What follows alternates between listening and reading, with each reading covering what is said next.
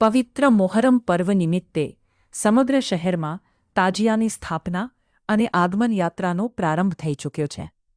આ દરમિયાન શહેરના ઐતિહાસિક એવા ખાનગાહ મહોલ્લામાં અકીદતના સાથે રાષ્ટ્રભક્તિનો એક અદ્ભુત નજારો જોવા મળ્યો છે.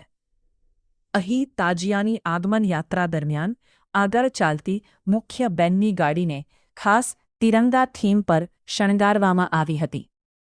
ધાર્મિક પર્વમાં દેશપ્રેમના આ અનોખા સંગમે લોકોના દિલ જીતી લીધા.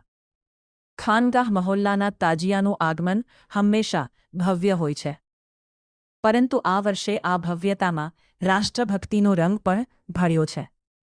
તાજિયાની આગમન યાત્રામાં જે બેન્ડની ગાડી હતી તેને કમિટીના યુવકો દ્વારા રાષ્ટ્રધ્વજના 3 રંગો એટલે કે તિરંગા થીમ પર આકર્ષક રીતે ડેકોરેટ કરવામાં આવી હતી.